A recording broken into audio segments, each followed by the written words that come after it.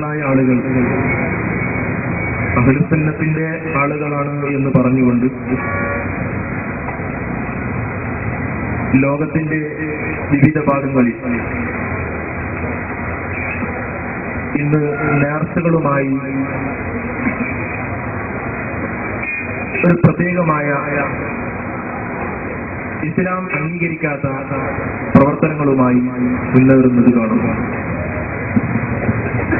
ഇതിനെ വിമർശിക്കുമ്പോൾ അവര് ഔലിയാക്കളോട് സ്നേഹമില്ലാത്തവരാണ്, അവരമ്പിയാക്കളോട് ബഹുമാനമില്ലാത്തവരാണ് എന്ന് പറഞ്ഞുകൊണ്ട് ജനങ്ങളെ പറ്റിക്കുകയും ബഹുമാനമുള്ള ഞങ്ങൾ ചെയ്യുന്നതാണ് യഥാർത്ഥത്തിൽ ശരിയെന്ന് ജനങ്ങളുടെ മുമ്പിൽ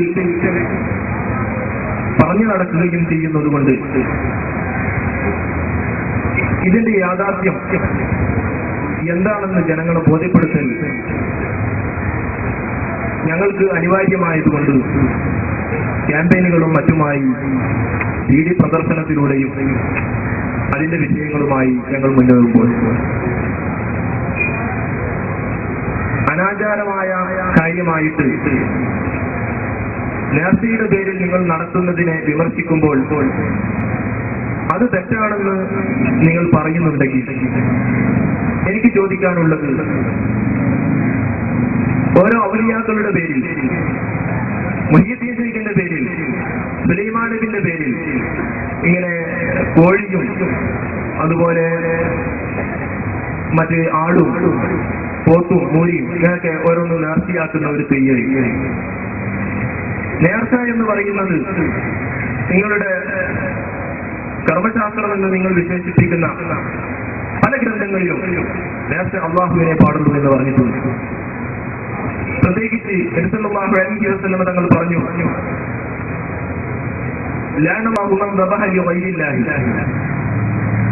അള്ളാഹു അല്ലാത്തവർക്ക് വേണ്ടി അറുക്കുന്നവരെ അള്ളാഹു ശപിച്ചിരിക്കുന്നു എന്ന്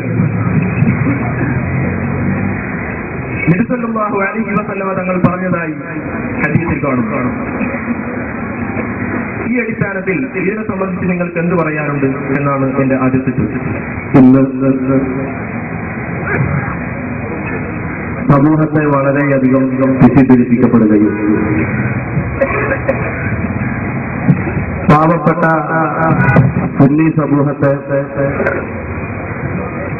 മതഭ്രഷ്ടരാക്കാൻ വേണ്ടി ദുരുപയോഗം ചെയ്യുകയും ചെയ്യുന്ന ഒരു വിഷയമാണ് നേർച്ച എന്ന് പറയുന്നത്. യഥാർത്ഥത്തിൽ നേർച്ച എന്നാൽ എന്ത്? ഇസ്ലാം അംഗീകരിക്കുന്ന നേർച്ച കൊണ്ട് വിവക്ഷിക്കപ്പെടുന്നത് എന്ത് എന്ന് വസ്തുനിഷ്ഠമായി വിലയിരുത്തുന്ന പക്ഷം ഈ ചോദ്യം തന്നെ അപ്രസക്തമാവുകയാണ്. നമുക്കറിയാം, നേർച്ച എന്നതിന്റെ ഡെഫിനിഷൻ ഇൽത്തിസാമു മുസ്ലിമിൻ മുകല്ലഫിൻ റഷീദിൻ ഖുർബതൻ ലം തതഅയ്യൻ, ഒരൈഹികമായ സുന്നത്തായ ഒരു കാര്യത്തെ പ്രവർത്തിക്കാൻ വേണ്ടി ദൃഢപ്രതിജ്ഞ എടുക്കുന്നതിനാണ് നേർച്ച എന്ന് പറയുന്നത്.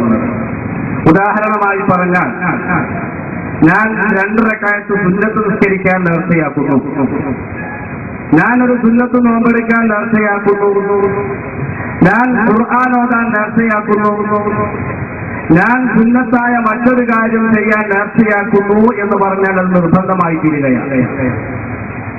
അപ്പോൾ ഇസ്ലാം സുന്നത്തായി അംഗീകരിക്കപ്പെടുന്ന, പുണ്യമായി അംഗീകരിക്കപ്പെടുന്ന ഏതെല്ലാം വിഷയങ്ങളുണ്ടോ അതൊക്കെ ഇതിന്റെ പരിധിയിൽ വരികയാണ്. ആ കൂട്ടത്തിൽപ്പെട്ട ഒന്നാണ് സദഖ കൊടുക്കുക, മഹാന്മാരുടെ പേരിൽ സദഖ കൊടുക്കുക എന്നത്. നമുക്കറിയാം, മഹാനരായ റസൂലുള്ളാഹി സ്വല്ലല്ലാഹു അലൈഹി വസല്ലമ തങ്ങളുടെ അടുക്കൽ ഒരു സഹാബി വന്നുകൊണ്ട് എന്റെ ഉമ്മ വഫാത്തായിട്ടുണ്ട്, ഞാൻ എന്താണ് അവരുടെ പേരിൽ ചെയ്യേണ്ടതെന്ന് ചോദിച്ചപ്പോൾ ബഹുമാനപ്പെട്ട റസൂലുള്ളാഹി സ്വല്ലല്ലാഹു അലൈഹി വസല്ലമ തങ്ങൾ പറഞ്ഞത് ഒരു കിണർ കുഴിച്ചുകൊണ്ട് സദഖ കൊടുക്കാൻ വേണ്ടിയാണ്. വെള്ളം മരിച്ചവരുടെ പേരിൽ സദഖയായി കൊടുക്കാൻ വേണ്ടിയാണ്. ചുരുക്കത്തിൽ ആ സഹാബി ചെയ്തത് ഹാദിഹി ലി ഉമ്മി സഅദ്, ഒരു കിണർ കുഴിച്ചുകൊണ്ട് ഇത് ഉമ്മു സഅദിന് ഉള്ളതാണ്, ഇത് സഅദിന്റെ ഉമ്മാക്കുള്ളതാണ് എന്ന് പറഞ്ഞ് ഒരു കിണർ കൊടുക്കുകയുണ്ടായി. ഏതുപോലെ സാധുക്കളായ നമ്മളൊക്കെ ഈ കോഴി മൊഹീദ്ദീൻ ശൈഖിനുള്ളതാണ് എന്ന് പറയുന്നത് പോലെ. എന്താണ് കാരണം? മൊഹീദ്ദീൻ ശൈഖിന്റെ പേരിൽ ഒരു കോഴിയെ നാം അറുക്കുന്നു, മൊഹീദ്ദീൻ ശൈഖിന്റെ പേരിൽ നാം ഖുർആൻ പാരായണം നടത്തുന്നു, മൊഹീദ്ദീൻ ശൈഖിന്റെ ഖബർ നാം സിയാറത്ത് ചെയ്യുന്നു.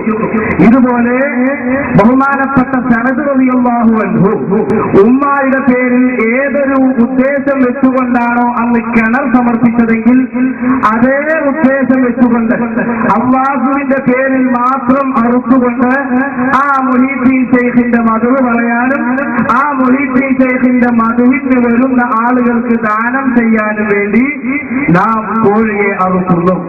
ഈ കോഴിയെ അറുക്കുന്ന, അതല്ലെങ്കിൽ മാട്ടിനെ അറുക്കുന്ന, അതല്ലെങ്കിൽ അതുപോലെയുള്ള സുന്നത്തായി ഇസ്ലാം കൽപ്പിച്ച സദഖ ദൃഢപ്രതിജ്ഞയോടുകൂടെ നടത്തുമ്പോൾ മാത്രമാണ് നേർച്ചയായി തീരുന്നത്. അപ്പൊ നാം ചെയ്യുന്നത്, നാം പ്രവർത്തിക്കാനുള്ളത്, ഈ കോഴിയെ അറുക്കുമ്പോൾ, ഈ പശുവിനെ അറുക്കുമ്പോൾ, ഈ കാളയെ അറുക്കുമ്പോൾ ഇത് മൊഹീദ്ദീൻ ശൈഖിന്റെ മദ്ഹ് പറയാനും, മദ്ഹ് പറയുക എന്നതൊരു പുണ്യകർമ്മമാണ്.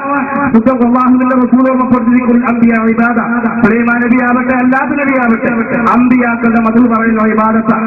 വദിക്റു സ്വാലിഹീന ഗഫാറ, മഹാരഥന്മാരുടെ മദ്ഹ് പറയുക എന്നുള്ളത് ദോഷത്തെ ചെറുപ്പിക്കാനുള്ളതാണ്. അപ്പോൾ മഹത്തായ പുണ്യകർമ്മം, അതുപോലെ മഹത്തായ മറ്റൊരു പുണ്യകർമ്മമായ സദഖ, ഇത് രണ്ടും സമന്വയിപ്പിച്ചതാണ് ഈ മഹാരഥന്മാരുടെ പേരിൽ ചെയ്യുന്ന ഈ പ്രവർത്തനം. ആ സുന്നത്തായ കർമ്മത്തെ തൂർത്തപ്പെടുത്തുന്നത് കൊണ്ടാണത് നേർച്ചയായി തീരുന്നത് എന്ന് ചോദ്യകർത്താവിനെ ഓർമ്മപ്പെടുത്തുന്നു. മദ്ഹ് പറയുന്ന സംബന്ധിച്ചൊന്നും ആരും ഇവിടെ ചോദിച്ചിട്ടില്ല.